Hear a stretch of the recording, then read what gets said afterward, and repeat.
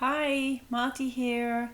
Today I'm going to tell you how to use my new Oracle deck called Sacred Path Oracle Deck. This deck is made to give you advice and guidance and remind you to keep walking your path, and it gives you a really easy way to tap into your intuition. All the cards have very positive messages on them, so you can feel uplifted and inspired after each reading. I often channel information from Spirit through automatic writing, and when I read through the text after I'm done, it is usually full of cool quotes and phrases. So I started writing down these really cool sayings in a file on my computer.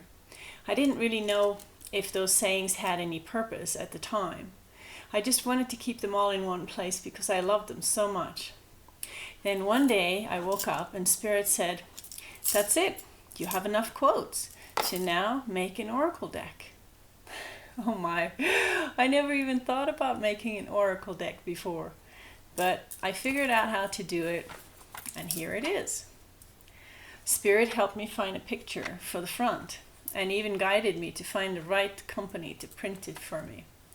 So today I'm going to show you how to use it. So let me open the deck and show you.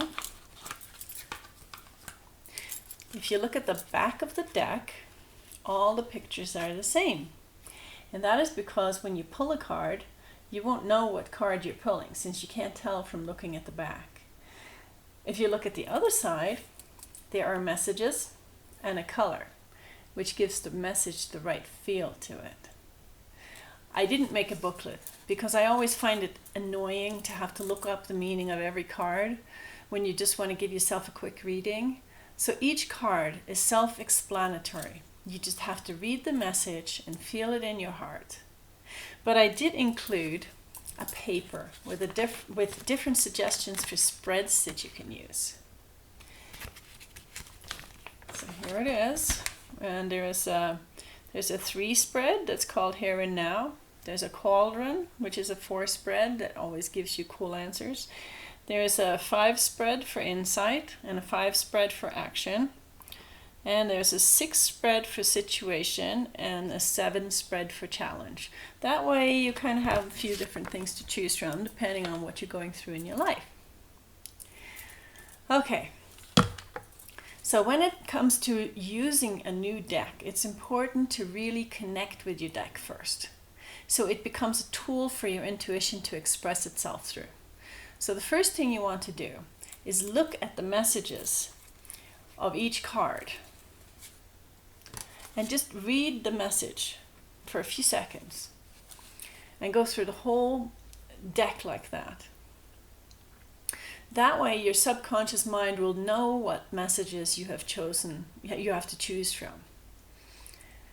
Next, you need to clear your deck energetically because decks have an ability to pick up unwanted energies and you don't want that. So this is something you should do when you first get the deck and also after someone else has used the deck. It's very simple. You just hold the deck in your left hand and you knock it once with your right hand to release unwanted energy. That's it. Next, you have to set an intention for the deck. So what I do is I fan the deck out so that you touch all the cards at once. And you hold it next to your heart and then you say a prayer. And you can make up your own prayer or you can use the prayer that's written on the back of the box.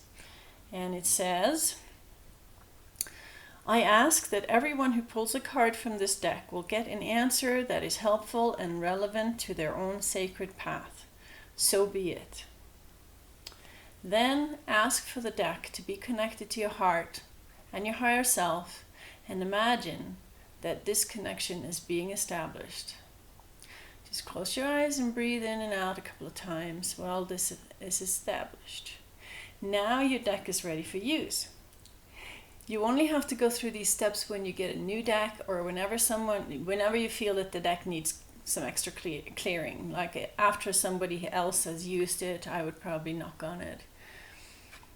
The next thing you do is shuffling while holding a question or intention in your mind. I just do really simple shuffling because I don't want to bend my cards. I like them too much for that.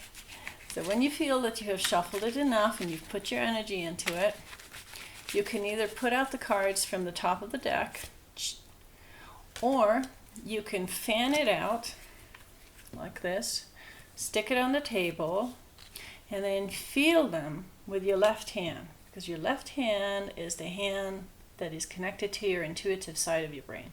So when you feel that the right card is there, you pull out the ones that come to you. After you turn the cards over, you read the messages and you look at the colors. The green ones have a healing energy, the purple ones are more connected to spiritual issues, the red are about issues of the heart or love or sometimes anger, it depends on the shade of red. Orange has to do with power and so on. So just use your feeling, your intuition when it comes to the colors, just to get the feel of the message.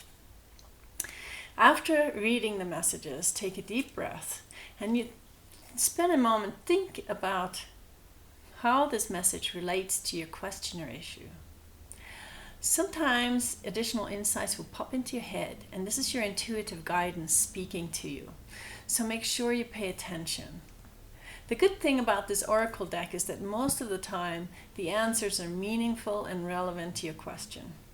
Some decks give you answers that are simply too vague to be useful, but I have found that with this particular deck, the answers are usually very relevant. And here's a tip for you. Ask questions about yourself. Don't ask what you should do with your daughter or your son or your husband or your boss. Ask instead what you can do to assist your daughter, because you can't change others. You are better off doing something to clear your own issues around a problem. One lady told me that she really needed to sell her house, and she was behind on her mortgage and she just didn't have enough cash flow to keep the house. She wanted something much smaller and she felt really stuck. So we decided to have a look and see what the cards had to say about it. The cards we pulled were all about surrendering, trusting, asking angels for help, and believing in miracles. So we talked about how she would have to change her energy from fear and worry to imagining the joy she would feel when the house sold. And we went over what she was going to do with the money and where she was going to go, etc. She was able to catch the feeling of what it would be like to sell the house and have what she wanted. And we stayed there for a bit of time. And you probably won't believe this, but the next day she actually had a bid on her house. So use the cards as a stepping stone to help you shift your perception about something. It is totally fine to make it up as you go. Just ask yourself, how can I align myself energetically with the message in these cards? And if you can take a little time and find a way to do it through breathing and imagination and role playing, miracles do happen. So the main thing is to play with the cards, have fun with them, and pay attention to any additional guidance you receive through your mind while playing with them. They are a great tool for tapping into your natural intuitive wisdom. And if you want to try them right now and see if they work for you, free oracle readings are available from my website. The cards are so simple that anyone can do it, so I hope this little tutorial has inspired you, because oracle cards are so much fun to play with. If you have any questions about the cards, let me know. Until then, bye for now.